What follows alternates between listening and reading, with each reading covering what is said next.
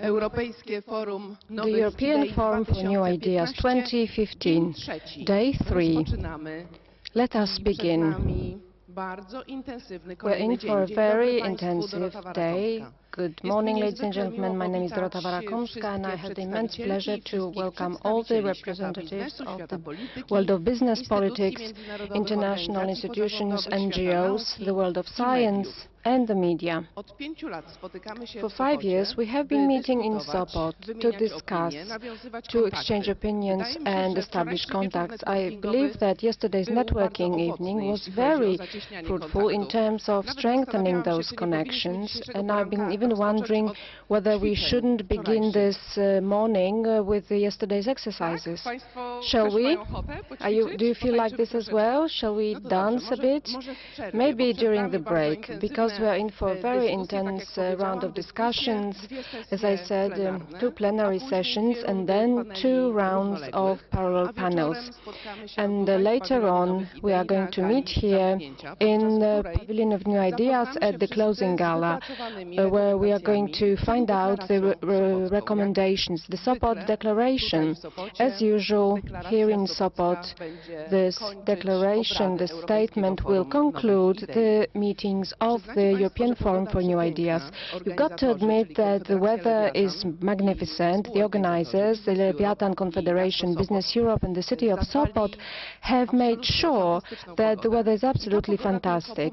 And this weather is only helping us in our discussions by raising the temperature and by lightening up the future, which is ahead of us. About the future, this is what we are going to discuss today and tomorrow. So, new models of business for new times. Session 1.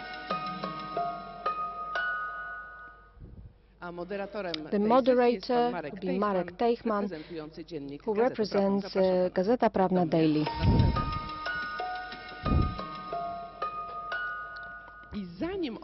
Before I give the floor over to Mr. Tejchman, I would like to ask all of you to take out your smartphones or tablets, log in to the EFNI app, because during session 1 and session 2, plenary session, we are going to ask you questions and we will ask you to respond to them. In order to participate in this vote, you have to log into your app.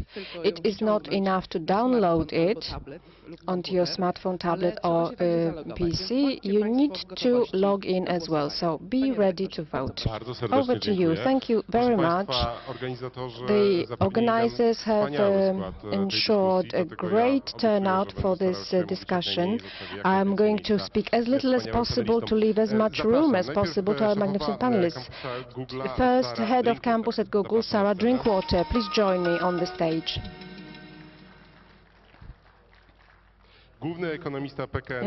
Chief Economist of PKN ORLEN, Czyżewski.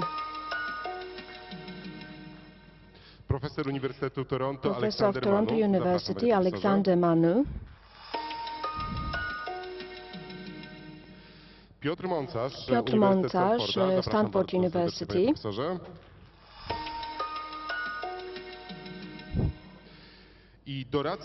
And advisor to the UN Secretary, Professor Jeffrey Sachs.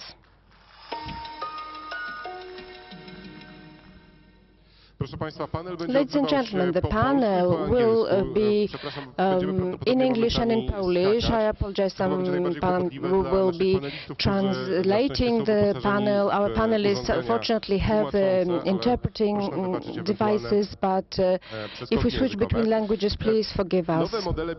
New business models for new times. I've got to say that the question about what the new business model should look like is, of course, a global issue. issue, but also a question that many Polish businesses are trying to find an answer to. A very practical answer is what they're looking for, and we would like you to include you in the discussion, asking to what an extent you are prepared to bear the consequences of transforming your business. In order to begin, I would like to ask Professor Moncarz with the first main question. Which sentence, which word, according to you, describes best the new business model? Just to describe it here and now and for the future, what is the key word for the new business model? Good morning, ladies and gentlemen. Thank you. A business, a company, an enterprise, multidisciplinary business, global, with strong roots, in strong local roots or regional roots, with strong outlook onto a happy employee. So this is something that means that still the manager will have the leading role, or is it a challenge for the manager? It's a challenge for the manager, because a manager's role is changing from being in control, in charge, to being a coach. Is the trainer independent in designing the directions for the new model, or is this person a creator for this model? There always has to be a creator, a creative person who begins this fermentation process. If it is the manager or if it's someone within the team, it all depends on the personal skills and abilities of people. We know that we know the model of Apple, where the motor for development was Steve, of course, but the brains behind this growth was Woźniak. But there was the manager who set directions. Professor. What is for you the keyword, the key sentence that is describing the new business model? Good morning also. Thank you for having me here. I'm really happy to be with you today in Sopot. I would say two concepts are critical. First is innovation, because we're living in a period of very rapid technological change that I think is going to continue, especially around information technology. So I think it is correct to think that business models are going to be transformed rather dramatically in the next 25 years through artificial intelligence, machine learning, big data, and many other parts of the information revolution. And that will permeate almost all sectors of the economy. The second concept that I would put on the table is sustainable development, which is the framework that the 193 member states of the United Nations agreed on last Friday as being the governing principles for global cooperation. It means taking seriously issues of the physical environment, climate change, pollution, green economy, as well as a more inclusive economy. So I think that the sustainable development idea will also guide demand and the direction of investment flows over the next 20 or 25 years as well. And the innovation and the new model of growth, it's a very much something that is between the business and the public sphere. So how does it influence the businesses itself? How does it change the way we as entrepreneurs and we as managers make decisions? We were just speaking very briefly just before the session about the role of universities, for example, in business development. You're at the world center of the business university link, which is Silicon Valley. It is the greatest engine of innovation in the world today. But there are many others as well, and I think that that model of knowledge-intensive innovation is really critical. So businesses linked up with academic departments, linked up with researchers, being close to the cutting edge of technology is really critical for competitive advantage.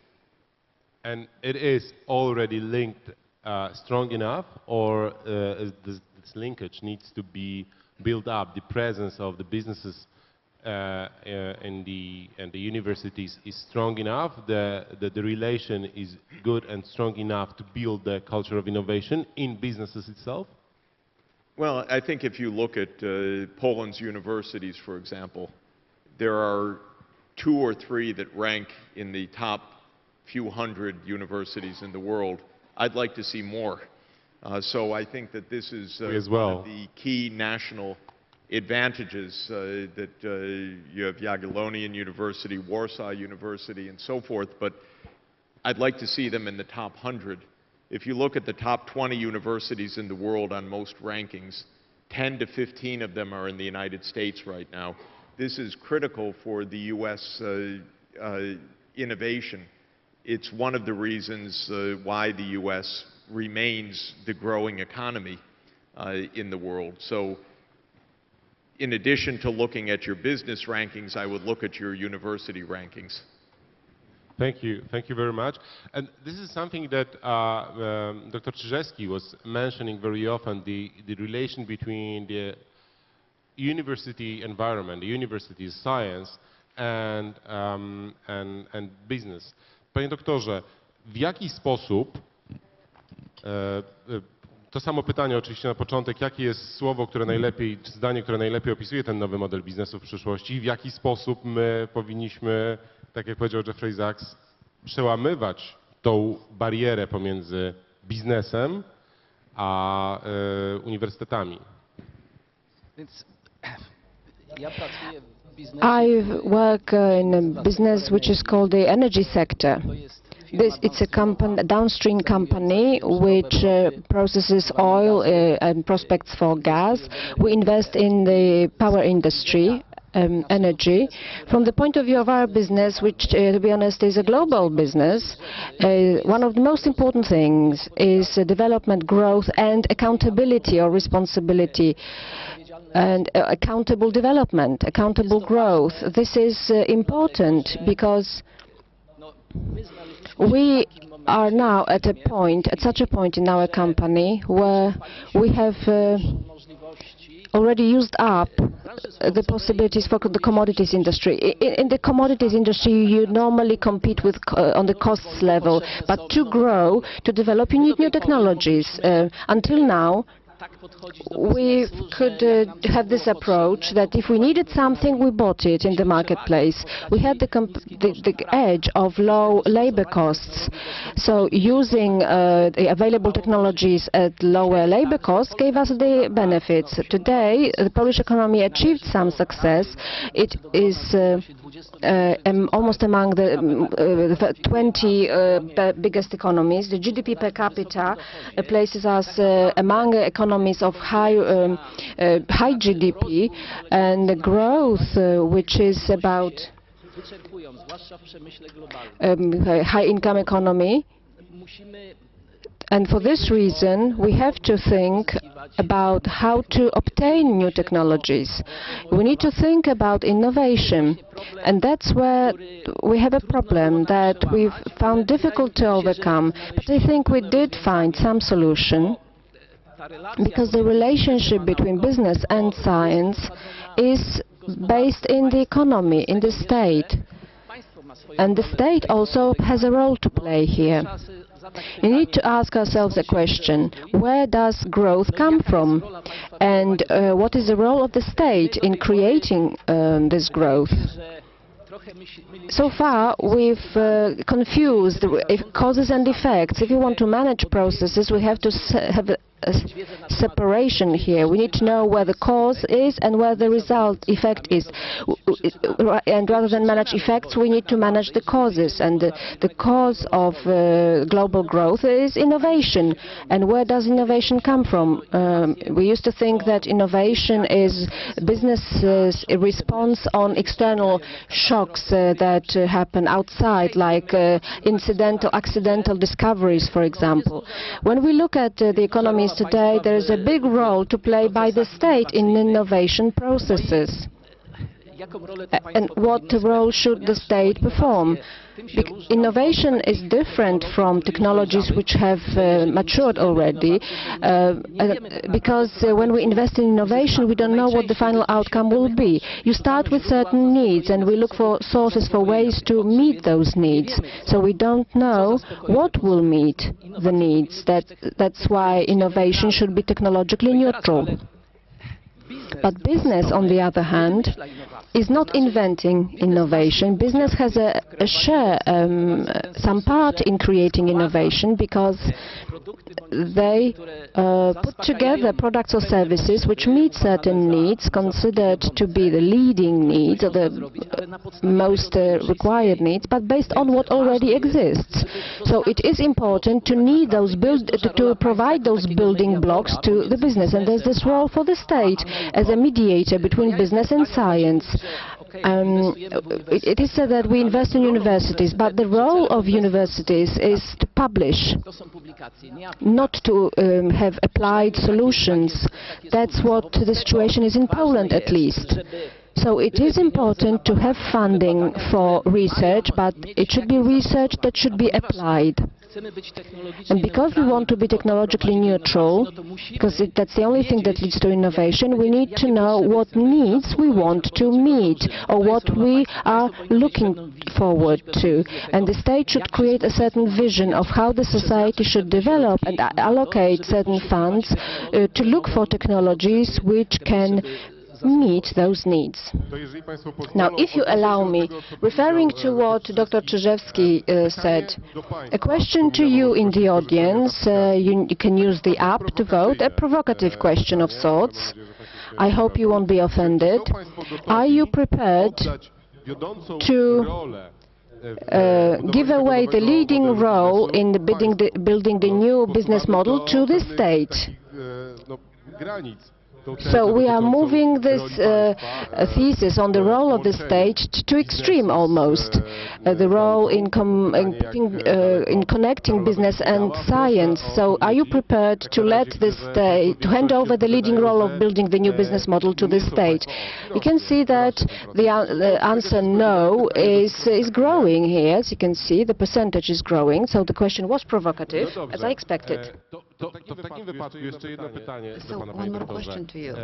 W jaki sposób państwo powinno tą swoją rolę tego agenta transferowego kształtować w takiej sytuacji, bo przypadkiem nie posunie się za daleko. Because you may be concerned that the government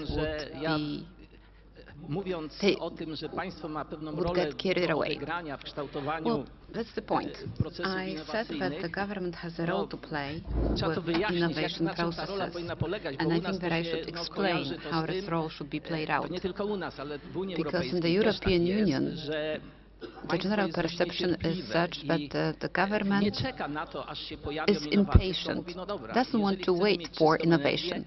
The government says, we want to have clean energy, let's invest in solar power, in wind power. If we put money into it, then we've got the learning curve, we will have the progress, costs will go down at some point, and we will enjoy innovative solutions.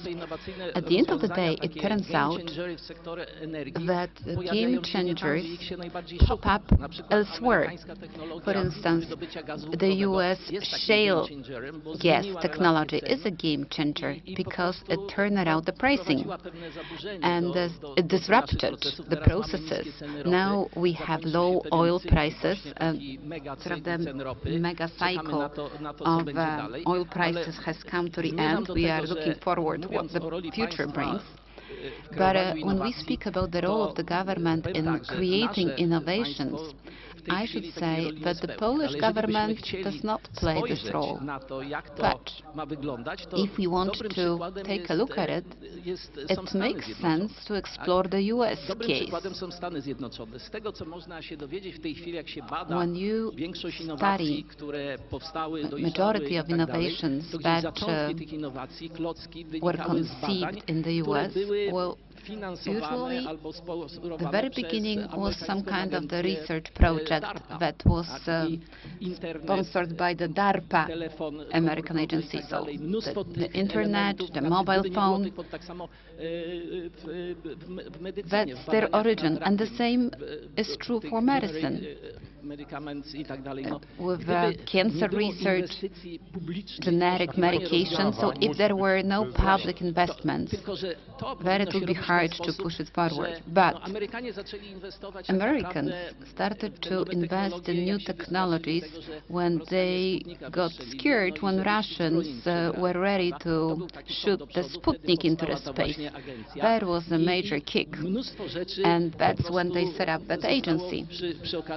And as a spin-off, they came up with a number of ingenious ideas. It's not that the public officials would be saying you have to invest in this and that, but there was a vision that we want to be better in space. And then there is a whole organizational structure which unfolds to support that. Marianna Mazurkato wrote Entrepreneurial State, and in this book Aleksander Manu, kiedy rozmawialiśmy o tym, jak when będzie we wyglądał spoke about this ten panel, you said when we were discussing the way the panel will look like, you said, and where is the business model itself? Where is the private business in this discussion? And this is my question. Like, what is the key word for the new business model, and where is the place of the private business in the world where innovation requires so much financial support and there is so much risk on a way to build up your position?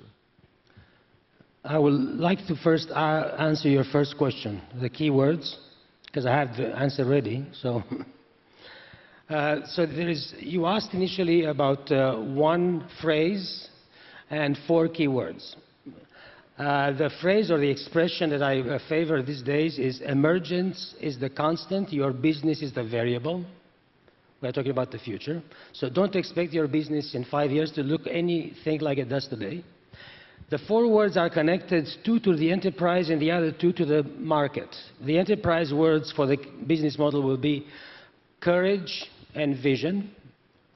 Because if you are following a transformational path, you need vision and you need courage to execute. And on the user side, empowerment and participation. So these are the words I will look for as keywords in building any new business model. Because in the center of a business model, you have a value proposition, and you have 2 types of propositions, business to business, business to consumer. Now to your 3rd, 4th, 5th question. What role does private and entrepreneurship play in the relationship with the state? You're absolutely right that strategic advantage, which countries are trying to accomplish, the US being an example of that, but also the former USSR, essentially they developed their industrial strength and scientific strength on the pursuit of strategic advantage. So in a very clear competitive spirit, the Americans saying famously, we have to put a man on the moon by the end of the decade. You have to realize when they made that statement, they had no other choice. In other words, it wasn't a bold thing, it wasn't a vision thing, it was a no other choice thing. Gagarin already flew in space. So what else do? We have to put a man on the moon. The interesting thing is how many countries have the ambition to be first, to be best, to be the only? That is one critical aspect, because that reflects into enterprises as well. So the spirit of enterprise permeating at the country level is a fundamental idea. And enterprise, for people that are not English native like myself, I had to actually look at the dictionary to understand what the word means and why the starship Enterprise in Star Trek was called enterprise. And to my surprise, when I asked business people, what does enterprise mean? Nobody actually knows. It means a bold and courageous undertaking. So the two words, bold and courageous, Google is bold and courageous, Apple is bold and courageous, Uber, like it or not, is bold and courageous. So the key to the future is bold and courageous, matched with intellectually sophisticated leaders. So now, what role can the government play? Please don't confuse research with innovation if you are government.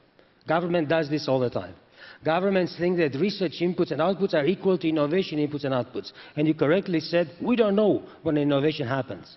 When I work with in my consulting work, I tell them from the beginning, there is no expectation in a timeline. We may come up with a wow thing, or we may not. But the important thing is to pursue the wow. Because if you don't pursue it, you will never get it. So as I tell my students, if you fail, you pass.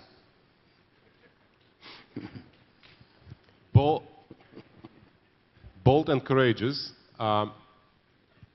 In a way, you came back to the very beginning, the first sense of being an entrepreneur. And my question is, we are discussing the new model of business for the new times. And my question is it really a new model of business in modern times? Or is it the very same basic idea of being entrepreneur and making decision, taking responsibility, which is just somehow, described in the other way, but the very basic of doing business is very much the same as it was in 1950s or in 15th century? No, I think it's completely new. Humans were never networked on a massive scale. We are now very much like nature with the Internet of Things. We are connected to everything that makes sense to us in a beneficial way, and we are not exchanging value in the sense of monetary value. Money has disappeared for many teenagers because they don't need it. Because whatever they need as pleasure in life, information, entertainment, and so on, is totally free. That's a fundamental different business model for them.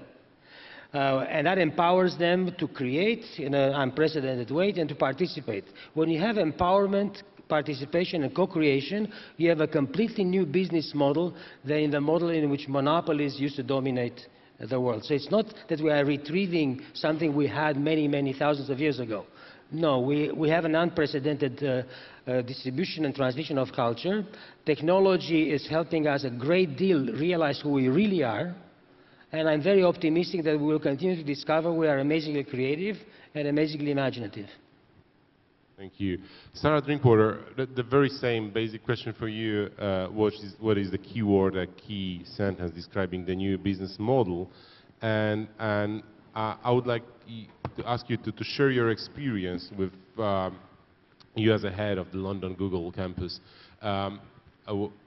What are the needs of the new entrepreneurs? What they expect, and do they really bring the new business model with them? Well, it's lovely to be back here in Sopot. I had a fantastic time here last year. So campus in London is, for those that don't know, it's an open access building for entrepreneurs. We've got 51,000 members now with everything from kind of education, workshops, mentoring and more. We're launching in Warsaw next month for the region, which I'm very excited about. And I think the word that I would pick in terms of future business models would be collaborative. And that ties into so many things we've talked about today on the stage, whether it's the role of the state, whether it's the role of education. I think when we think about Silicon Valley and Stanford and the success of that particular market, so much of that is around proximity and support networks. So much of that is around, if you are researching something, there's the support networks right there to help you go further, and people to whom you can ask questions. And I think, with our very small buildings, that's exactly what we're trying to do. I think what's fascinating now, I think you made a very good point about connection. The barrier to creating a company is lower than ever before. And so many people who perhaps 15 years ago, perhaps even 5 years ago, who have an idea, but who would have had no idea of how to get started, whether it's online tools, whether it's physical hubs like a campus, are able to really get started. And I think what we have to bear in mind is that for consumers, the internet is very borderless. They have this magic wand in their pockets. They have this smartphone that can connect them to anywhere and to many things.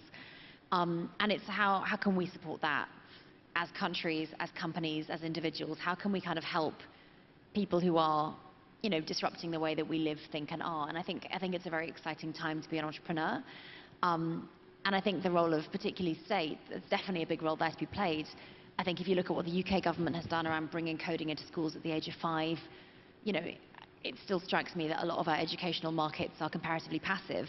And if you think about business models in terms of large companies, you want to create a workforce that's digitally skilled, that's collaborative, that's used to working in groups. The old model of sitting in a room listening to lectures, it won't always apply in the new field of work. And I think it's really important that we kind of bear that in mind. I think there's a role for the state, large companies, small companies, individuals to play in making sure that the country, the region, the world is innovative. Thank you very much.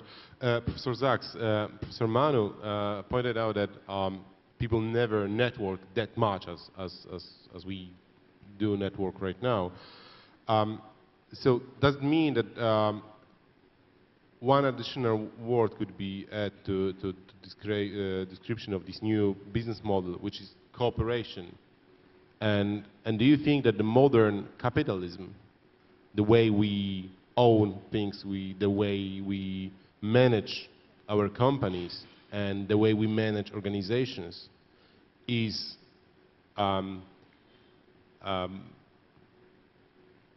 good enough to enhance this culture of cooperation? I think that there is a little bit of a tension, or at least a complex relationship between this idea of vision and boldness and the idea of networking, because they're different. And networking means that you're part of an ecosystem and you're fitting in well. Of course, some vision in that is important, but the idea that it's all pure buccaneer spirit actually doesn't work in an environment where the key is that you're part of a network and you're connected to something. So I think that there is a little bit of a tension here. Businesses actually, in practice, face lots of stakeholders now as part of this network. Suppliers, customers, general society, government. And so the complexity of managing those relationships is higher than before. And also the tests of what business does in its work. Is it environmentally sustainable? Is it socially compatible? Have also increased. So there's more of a relationship testing on all of this. It means, I'll come back to this sustainable development idea. This, by virtue of the fact that we face very many environmental risks, for example, means that the environmental test is a major test of business viability now. And if you fail that test, the consequences will be very severe. We should look at this Volkswagen example of the last couple of weeks. This is devastating for Volkswagen. This is not a small matter. The share price has declined by 40% in 2 weeks. It's the biggest hit that Volkswagen has taken in its modern history. This kind of cheating, by the way, there's so much cheating in business. I don't want to single out Volkswagen. There is an incredible amount of cheating. You could say Wall Street is one corrupt, giant enterprise. But the consequences of this are very serious now. And you can get wiped out pretty easily by this kind of behavior. I'm not saying it doesn't exist. I'm saying that the costs of this are very, very high, and businesses need to be, I think, thinking a lot more cleverly than they are right now, because they will get caught, and the cost of getting caught is going to be quite high in the future. And Volkswagen is a leading demonstration of this, I believe. I think the recovery is going to be painful. I think the consequences for Poland will not be fantastic, because there are a lot of linkages with Volkswagen here. And I really bemoan this happening, and there's more that's going to come of this scandal, because this is probably all through the automotive sector, actually. What I think is really interesting is this notion of social impact. I mean, if you go back to the kind of a lot of the big Victorian manufacturers, they were also philanthropists too. But I think increasingly consumers and workforces are demanding that companies have a mission, and a mission with a certain element of social impact. And I think increasingly companies have to be very thoughtful about that mission and very thoughtful about how transparent they are with both their customers and with their employees. And that goes back to your notion around leadership. And the leadership, the leaders of a company, it's a collaborative process, but you set the goals as a group, you coach people forwards. I think that's very much a shift from sort of 40 or 50 years ago when social media didn't exist. Things could be hidden more freely. Well, I would like to thank Professor Sachs for bringing the issue of being caught. To jest bardzo ważny punkt, bo mówiliśmy o roli rządów. It is a very important point because we spoke about the role of the government and the public sector.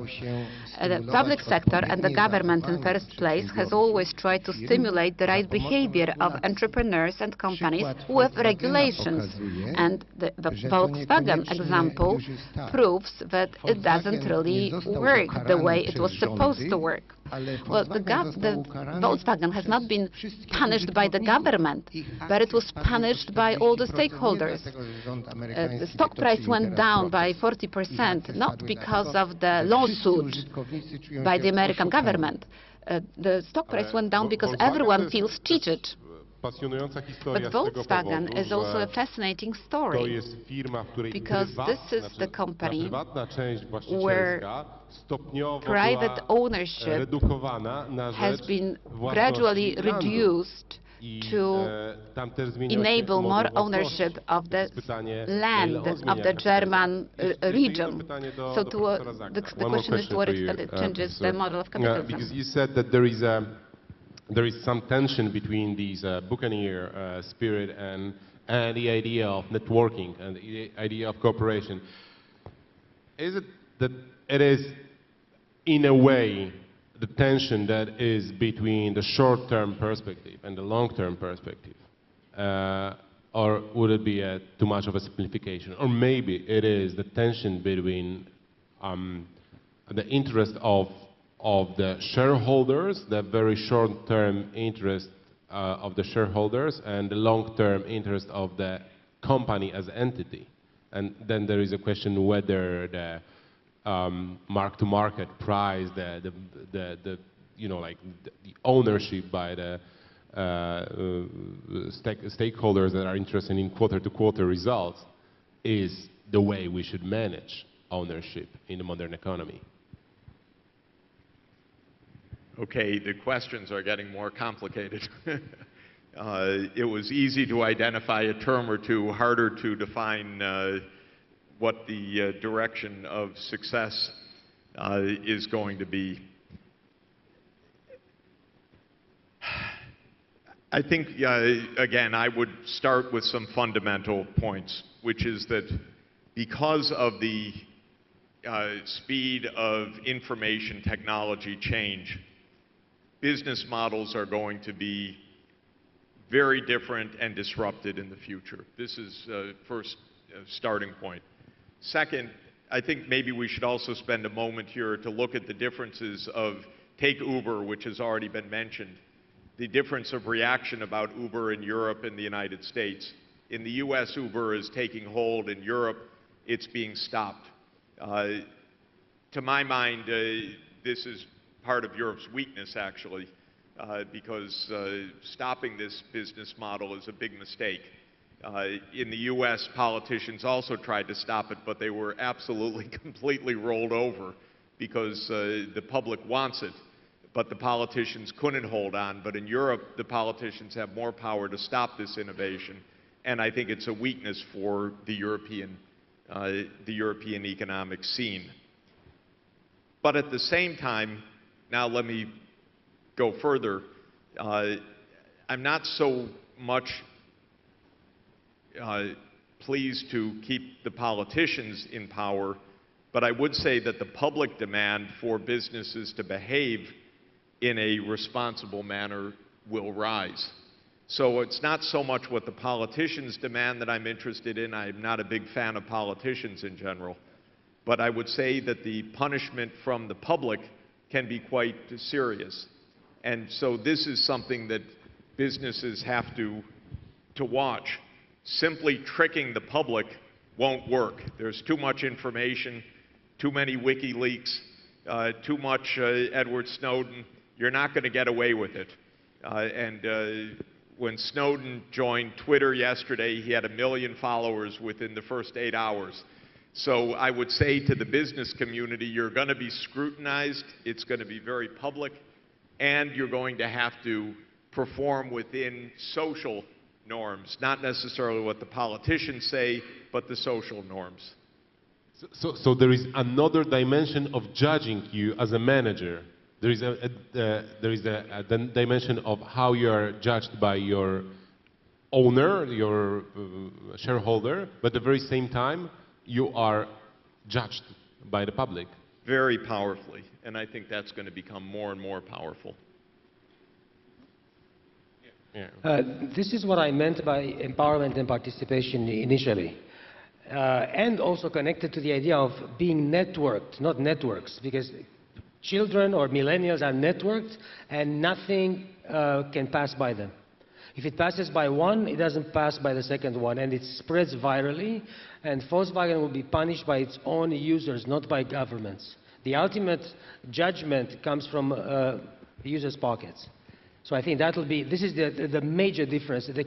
Nobody can manipulate right now. There's no PR company, there's no Hill and Knowlton anymore. There is just, you and me at the end of a cell phone connection. And I hope you're right. But I think you make a very interesting, I'm sorry. I think you make a very interesting point about regulation. I think, entrepreneurs in Europe want exactly the same thing as entrepreneurs in Silicon Valley. They want to create fantastic companies. And I think faced in the EU with 28 rule books rather than one, it gets very complicated. The internet is in many ways borderless, but yet if I buy something from even Poland, there's no consumer regulation in place to make sure that I'm protected. And I think that's something we really have to bear in mind, is that tech is moving very fast. And I know the Polish government certainly has done lots of research and work into, there was a great white paper 2 years ago around new business models, but I think that's something that politicians here need to look into more, I think, is how they can help entrepreneurs go global, sell to the rest of Europe, sell to America, make it frictionless. I'd like to say that the model of funding for innovative businesses depends to a large extent on how developed the country is. The stage where we were during the process of transformation, we were able to transform our economy by buying technologies that were available in the marketplace, and investors always knew what would come out of these technologies at the end of the day. You could assess the risk. But innovative ventures have this feature that you cannot evaluate the risk. There is uncertainty what will come out of it. And that is why an investor is facing a dilemma. A company, let's say like ourselves, like Orlen, spends some money to buy something or invest in something that, first of all, will yield results in many, many years, possibly, or, second of all, the effect may not even come at all. And at the same time, we know that if we don't spend this money, the profit would be immediately higher than the alternative cost of not spending this money overweighs, and so we hold on to this money rather than spend it. And companies which want to be innovative and want to create their own technologies have to be very cautious in choosing the area in order not to scare off their investors. Let me give you an example of how we approach this matter. We considered for a long time growing our research and development, not because we wanted to invent something, but when you look at a football game, American football game, I enjoy watching it, but there would be more fans in Poland if you understood the rules of the game. In order to understand the rules of the game in an area area of innovation, you have to know a little bit of how ideas are born. So you have to have some experience in research. But investors don't like it. If Orlen, my company, establishes a research and development center, it may not be liked by investors. So after a long consideration, we did something that many companies do. Yesterday, we launched a project, Open Innovation, at 9 Sigma, a US platform. There was a call for proposals to invent a method to recycle heat. We have a column with 110, 120 degrees Celsius of the air, and you release it to the atmosphere. If you can recycle this heat, regain this heat, there is a huge advantage to us, because we can sell these technologies later, further on. So this kind of approach does not scare investors off so much, because at the end of the day they will say, fine, if it works out, then it will be a huge success and will be a great benefit. But why do we have to do these things? We have to because being in global business, we can no longer compete in terms of costs. When we were still developing, we built our refineries. Now they are fine-tuned in terms of costs, but other ones in Europe, in the US, they are fine-tuned as well. The oldest refineries are 30 years old. Now you build refineries where oil is produced. They will be even more modern, more cutting-edge. It's like an old Volvo vehicle, which we refurbish. It's still great, but it cannot compete with a new car. So when thinking about the future, we have to participate in projects which give us competitive edge, which can only be gained through our own technologies, and not technologies which you buy buy elsewhere, because everyone has access to them, and you don't get a competitive edge, and you will have to compete with labor costs, which we don't like. So you have to build some competence within, some skills within the company to absorb innovation, right? Yeah, it took some time before we built those skills and competencies, but we started off with this idea seriously, so we have such skills already. It doesn't happen overnight, though, and you have to change the organizational culture within the company to an extent. And the biggest problem is that a company like ours is a manufacturing company. We produce, we have a technological process, all the standards, regulations have to be followed. We have to meet safety rules, because if there is an accident, then there is a disaster. And innovation requires risk. If you work within a single company and you want to combine these two risk profiles, this doesn't work, because either you have something that you cannot, you have the departments which don't follow the overall company regulations, or if they do follow the regulations, then they cannot do what they're supposed to, take risks. So you have to establish a company within a company to sort it out. Let me use the word that you applied, this kind of absorption or suction. Well, a disclaimer first. I am a great fan of Google, but there's one thing for sure, that companies like Google, and before them Cisco, and before them HP, do no longer develop based on innovation or ideas, original ideas, which are developed in-house, but based on purchasing a prototype which was developed somewhere else in a small company, from the university to a startup to a small company, then to Google, for $1 billion, $5 billion. That's the contemporary structure of how these companies get going, the companies that I mentioned, at the level of leading innovators in the world. And Orlen will probably soon discover it if you haven't yet. And in this way, we can sort out this chain of creating innovative economy. Otherwise, if we keep thinking that young people at universities will come up with something, invent something that will be a Google every time, then maybe we'll have one Google or two Googles, but we won't have innovative economy.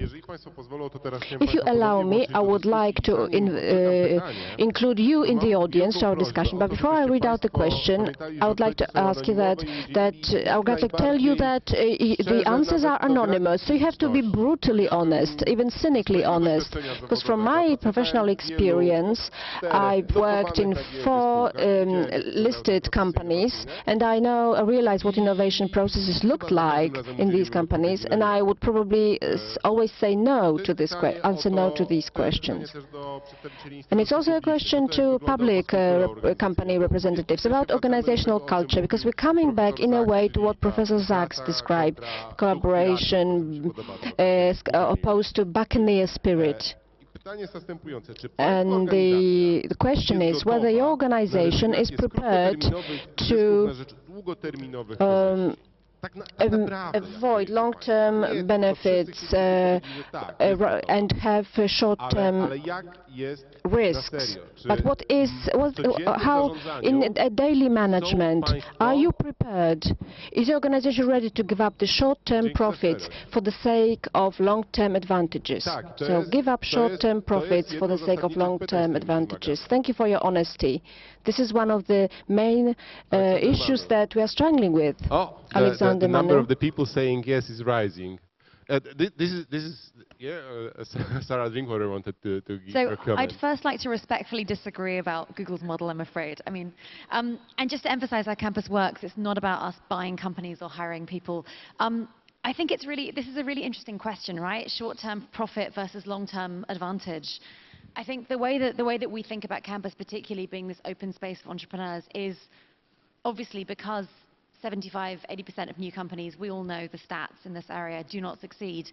I think it has to be a long-term investment in entrepreneurship against the notion of short-term gain, but I can completely understand, in your case, for example, your shareholders, your stakeholders are saying, well, why are we doing this?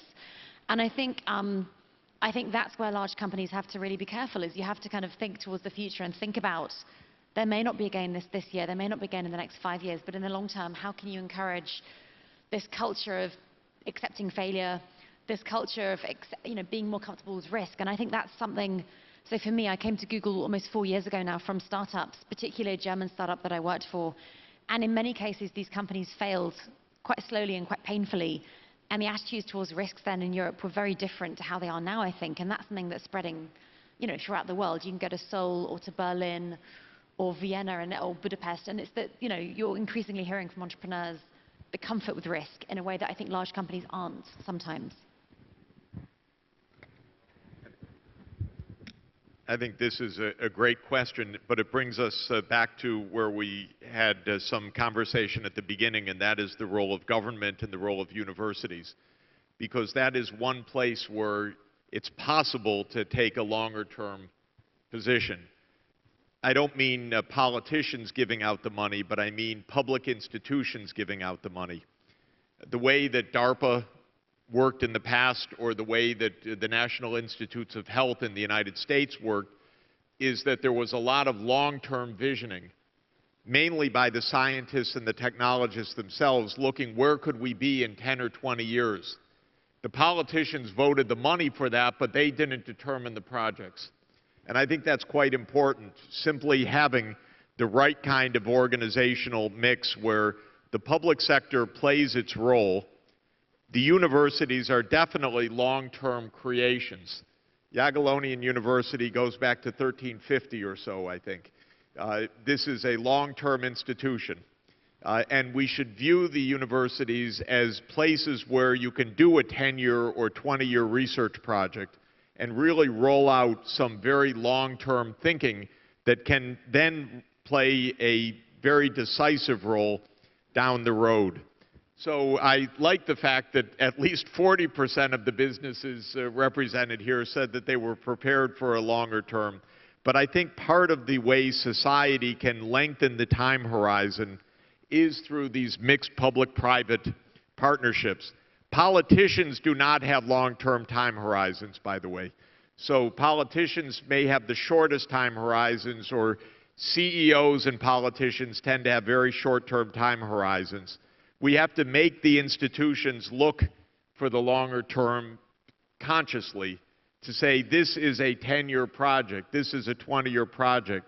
Building institutions like CERN or like DARPA or like the National Institutes of Health or others that are given that assignment, and then let the technologists also play their leadership role to say, here is our 10-year or 20-year vision.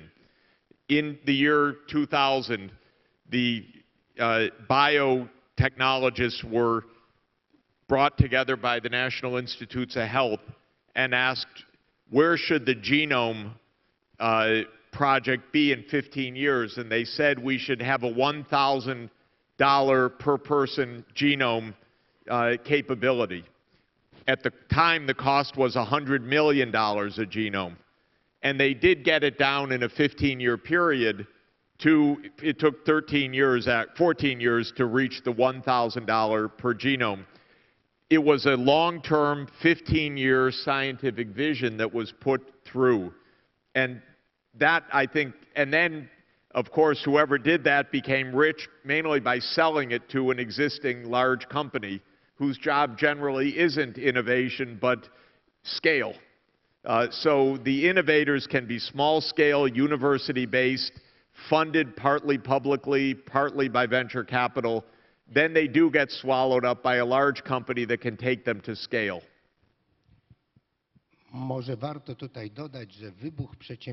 Maybe we should add that this explosion of entrepreneurship did not happen once businesses started to compete in the space project, but when the US government decided to lower the risk, private investor risk, while investing in new projects. DARPA, 80% of the funds were on the table came from the public sector, from the government, and 20% came from the private pockets. And that's how first VCs were created, managed completely by private investors, those 20%, and they were running between the Stanford Labs and Google's, Cisco's companies, where they didn't exist at the time, and they were looking for the niche which would allow this idea, this invention to be developed to the level where they would have the exit strategy. So an exit strategy, because there are very few companies, despite the domestic companies, which are a beautiful part of our economy, but there are very few companies which are willing to grow just for the sake of growing. At some point, they want to earn a lot of money. They want to have an exit strategy. So this suction pump, the Cisco, Google, or Orlen is the prime main element here, which is about the development from the level of university to the level where they can take this product in hand and say, as a corporation, yes, we will buy it and we'll keep developing it and we will give it to the global market to which we have access through our structures, and to which an SME will never have such access. So, Professor, two key elements. The culture, the suction culture in the company, this absorption culture, Adam Czyżewski mentioned it as well, and DARPA, being able to hand over part of the risk in innovative projects to the state, so including the state not as an organizer, but as a partner who takes over some of the risk. Yes, I was very happy to listen to the panel on financing and funding innovation, where the National Center for Research and Development talked about fund of funds, which will lower private investors' risk. But this National Center for Research and Development, the governmental agency, will not have a decision-making role, so it will not decide who should get what kind of money. The private investor will decide how much money will be allocated where. So it's a very successful copy of the previous American model. Alexander Manu. I want to come back to that question that was on the screen, because the word risk has been mentioned a few times. And I think part of the exercise of defining a new business model is to learn a new language. And that's the language of value creation. So in the language of value creation, the word risk doesn't exist. The word ambiguity exists.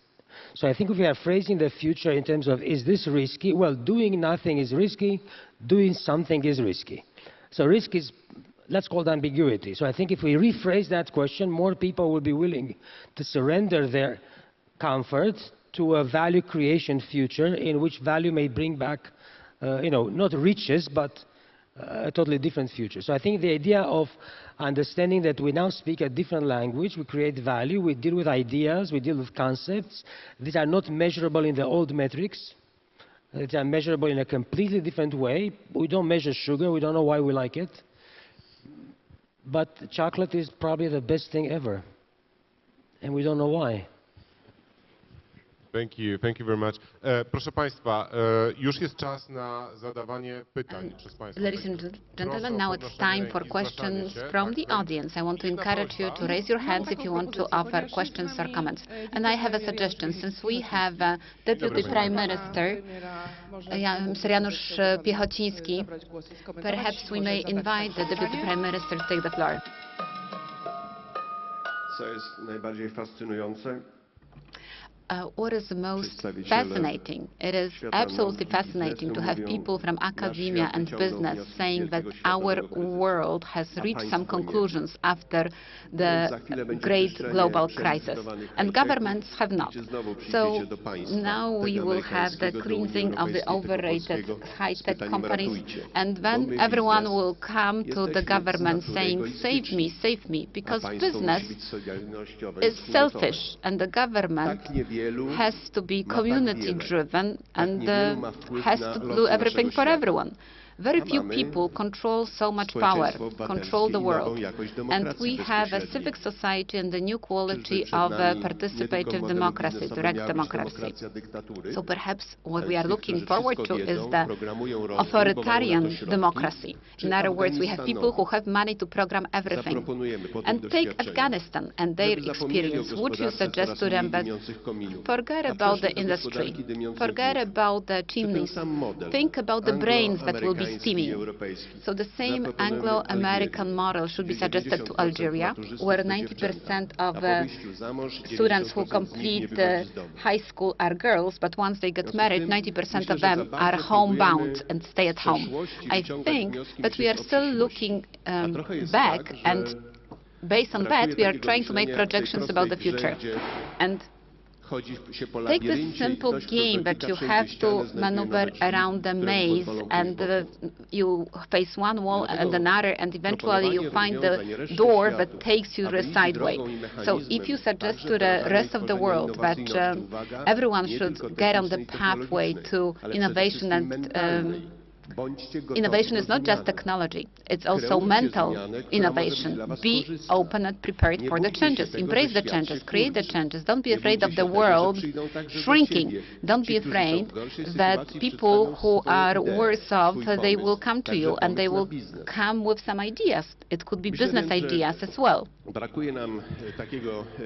believe that what we need is different thinking, because we presume that the state, the government will not change, will be the same as prior to the crisis. But I think that the state and the government have turned around, because if you want to have economic power, then what would happen if the right-wing politician will win the election? He will have a different vision and a different idea, and that would be accepted by the democratic vote. What happens then?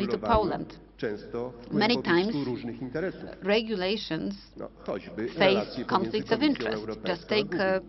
Są relations przykładem between głębokiej Google interesów, and the European Commission. których różnice są This is a maze of different interests. And obviously, it is hard to come up with the joint understanding of what is good for everyone in the future and what ambitions we should pursue together. So the question is how much freedom we have in the world of the internet, how much freedom we have in the world of business and the economy, and are we really ready for that? Are we ready to transfer technology? If we are ready, we can be optimistic about improving relationship with Iran. If we are not ready to embrace this transfer, let's be honest about it. So these are the dilemma of the world today. And the most important thing is that we have to save a man who would be able to navigate through this mess, understand the processes, contribute to the community, and protect the values that help us build the model of humanity. And here in Gdańsk, where the Solidarity movement was born, I believe that we should really address it and remember that.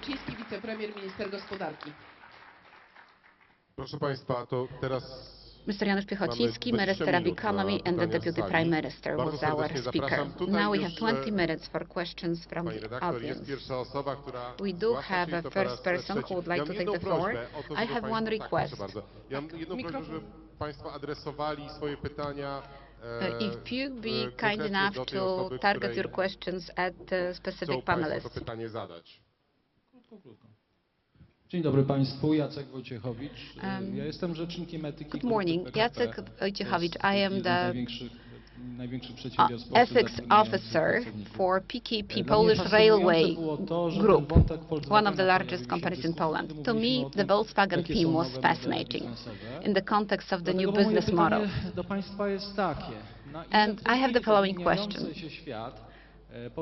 To what extent the world that is changing today, the digitization of our world, globalization of our world, to what extent it will make us stop thinking about some fundamental values? When I look at the ethics and when I look at the ethical crisis, I see like the ups and downs, because every 7 years we have another crisis. You remember Enron, you remember Lehman Brothers, now Volkswagen popping up. So to me, this is like the span of institutional memory. 5-7 years, the new generation takes over, people forget their misdoings of the past and they get in trouble again. So we need to face the new economy, but we have to uphold the fundamental values. 3 years ago in our company, we started to draw up the code of ethics. And the first thing was to identify the shared values. And as a result, we have the model, which is quite robust. The question is whether it was the anachronic, outdated approach, or is it still important to think about ethics in the era of the modern economy?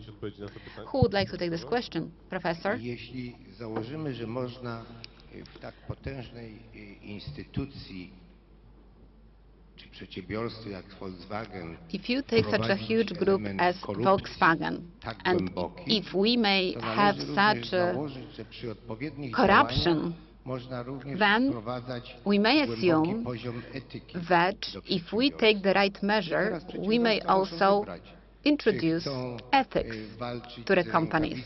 And now the company has to make a choice. Do you want to have a fair play, or do you want to take unfair advantage? So this is something that you have to communicate to your employees. You have to teach them that, and you have to enforce that. It's not that everyone will be always doing things right, and everyone will be always playing fair. But there are some measures to take that push people either towards being fair or towards being a buccaneer. I wanted to comment on the Deputy Prime Minister's comment. I'm not sure that in the translation I got it exactly right, but I think you raised the question of whether you can have an inclusive and fair society and also a highly innovative one, and whether taking on the American model also means taking on all of the American bad behavior and big inequalities. Because I think you were saying in Europe, we need to regulate, we want a more fair society, we don't want just the kind of American-style economy. If that's what you were saying, I think it's a very important idea, and you raise a very important question. My own view is that you can have both a high innovation economy and a fair economy, but I wouldn't do it by stopping or slowing the innovation. I would do it by ensuring that there is enough public finance available to share the benefits. So rather than stopping Uber or stopping new innovations, I would keep the kind of social welfare systems that ensure quality education, access, universal health coverage, other benefits that reach everybody in society so that the benefits are shared widely. We don't have that in the United States. In the US, if you fall, you're on your own. It's pretty brutal, actually. And if you're successful and you fail, then the government will bail you out because you have good political influence. So that's not the kind of society I would recommend. But I wouldn't recommend slowing the innovation or overly regulating the innovation, because we need to build actually a cleaner future. We need to use the technologies that have come to build a more efficient economy. So I would try to spur the innovation, but also to keep the social dimension alive through fiscal policies, through sharing policies, and so on. I would ask the question in return, why doesn't Europe have its own Google? Where is the information technology leadership in Europe as a whole? Why isn't it there? It's a puzzle, to my mind, and it is a weakness of the European scene, actually. I don't know the answer. I'd be interested in your answer. Poproszę o głos, nie mogę się tutaj oprzeć. I cannot resist W Europie, w każdym punkcie Europy not to jest answer. bardzo Well, in blisko Europe, everywhere, do centrum rządowego. people have a short distance to the government. But in the Silicon Valley, we are a continent away from Washington, D.C. And Professor Sachs sits too close to Washington, D.C. We didn't need help during the crisis, while the Silicon Valley was falling and then getting back on their feet and jumping higher and higher, perhaps because the government was so far away. We have some other questions from the audience, and my suggestion is that after we collect the questions from the audience, we will ask the panelists to respond. I have the question to all of you.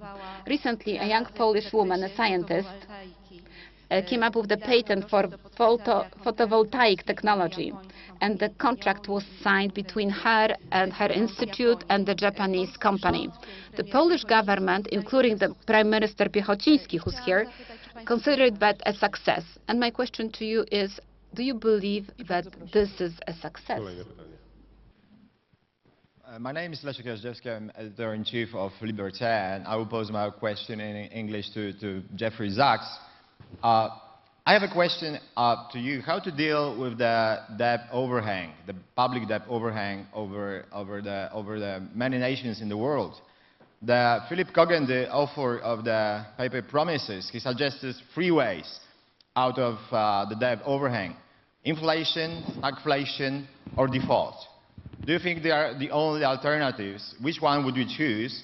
And is it possible to imagine, in your opinion, the world without the debts, who are destroying the growth, who are making, and which are making the democratic decisions of sovereign nations simply irrelevant? Thank you. Bardzo dziękuję. Jeszcze jeden głos. Bardzo proszę.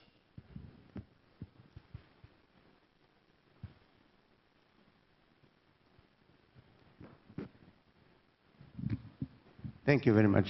My name is Landsbergis. I am from Lithuania, former head of not a big state, and then Euro parliamentarian. What was already touched, but also in a rather strange formula at the beginning, about Volkswagen allegedly failed in an environmental task. That looks to be very limited and fundamentally wrong understanding. There's Volkswagen, if only that company, failed in morals, thus in business morals, preferring dirty profit over common good. That's the case when idol of profits goes dominating over destruction of creation, the greatest sin of modern man, along with Pope Franciscus. Is current post-Christian business society still able to listen and assume its ultimate responsibility? Thank you. Bardzo dziękuję. I jeszcze jeden głos. Thank you very much. One more contribution. Bartłomiej Michałowski, Association The Normal State. My question is about the ideology for Europe, for the West. Since the downfall of the Roman Empire until the 18th century, it was Christianity. Masses of people followed. This was the ideology that many people believed in. Then 20 years that followed were belief in science, education, that the world will be better due to our minds and brains. So this was a shared idea of millions of people. This ended in a way through Nazism, communism. After World War II, there was belief in freedom, democracy, free market economy, and this also spurred Polish people to try to join the West. So what is the current idea behind what West does? Thank you very much. Professor Sachs. Direct question, so well, those are all very big, interesting questions. Let me touch just on the issue of debt for one moment. The idea of the main idea of debt management, especially by government, is to keep the debt under control, not to have a debt overhang and not to default in the future. And the main challenge that governments face is the aging society. The most important fiscal reality of our time is that our population structure is becoming older, more dependent on pensions, more dependent on health care. This squeezes budgets everywhere. Governments need to have a forward-looking view of these burdens and make sure that they're kept under control. When debt gets out of hand because of bad mistakes of the past, then something has to be done. This is definitely to be avoided if possible, but when there is an overhang of debt, then it has to be solved. 26 years ago, this country had a debt overhang after the end of the Soviet era. And I came here and I said, to finish the debt overhang, send a postcard to each of the 7 members of the G7. Thank you very much, but we don't have the debt anymore. And that actually was more or less what happened, which was the debt was canceled by 60% to give Poland a fresh start. I just mentioned that because that's what Greece needs right now. The same thing that Poland got in 1989, Greece needs it today. In 1989, fortunately, Germany said, okay, Poland gets a fresh start. But today, Germany says, no, Greece has to pay everything that it owes. This is a serious mistake for Europe because it prolongs agony in one of your partner countries. And when that happens, everybody suffers. So I just want to mention as a footnote that Poland got debt relief, which was very crucial. It was one of the proudest moments of my own career to fight for Poland's benefit for this debt cancellation. And we should have the same solidarity with Greece right now, that it also gets the kind of debt relief that it needs because of its own mistakes in the past. Greece has been terribly mismanaged, definitely. You don't end up with Greece's debt except through massive mismanagement. But still, once you've mismanaged, you need to start life again, not just to die in your sins. And this is why Greece needs a fresh start, to be worked out in the same way that happened 25 years ago here.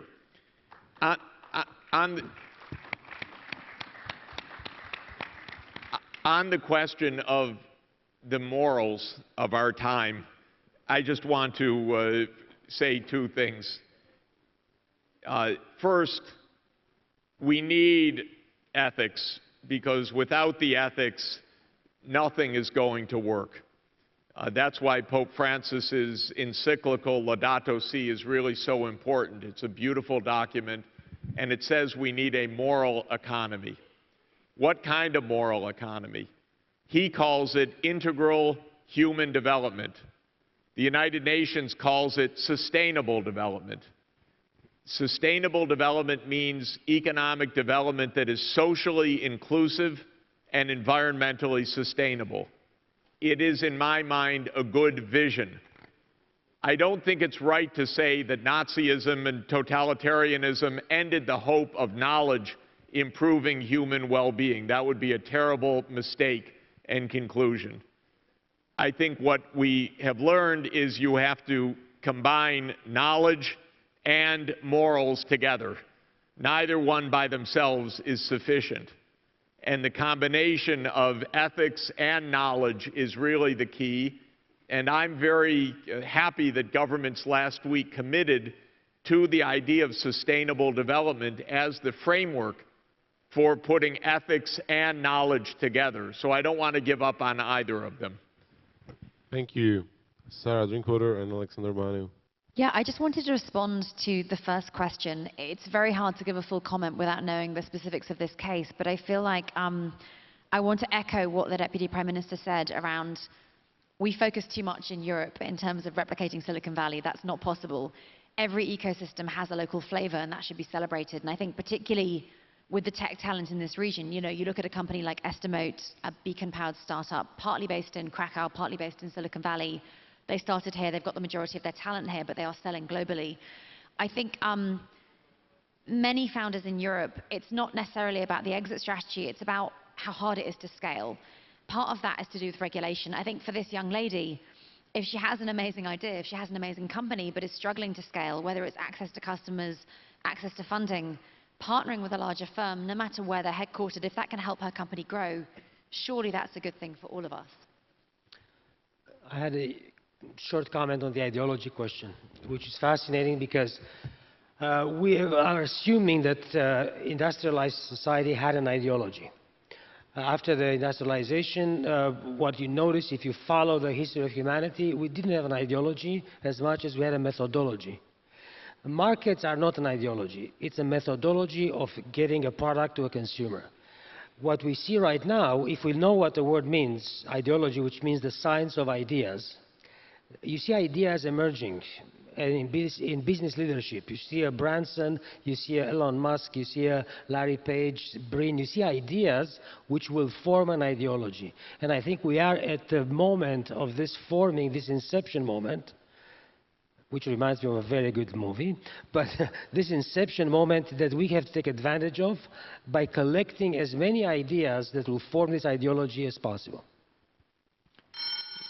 Ostatnie słowo, panie profesorze. Ja chciałbym pójść do takiego I would like to address the most pragmatic of these questions connected with this great success of the Polish photovoltaic solution. A round of applause for the inventor, for the Ministry of the Economy, but who helped in this invention. But did we make sure that the world will find out that Poland invented something that was bought for an enormous amount of money by a global leader in this industry?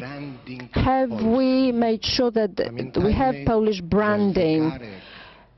Please remember that the Swiss watch is never questioned in terms of its quality, because it comes from Switzerland, and we have to make sure that people will start thinking about products that come out of Poland, that they not be whether this product is just part of a Google solution, or maybe it will appear on all the roofs of the world under the name of Samsung. We need to make sure that this product has come out of Poland, and then people will come back to us and they will order new solutions from us, they will buy our great inventions, and then we will become an intellectual factory, not an intellectual colony.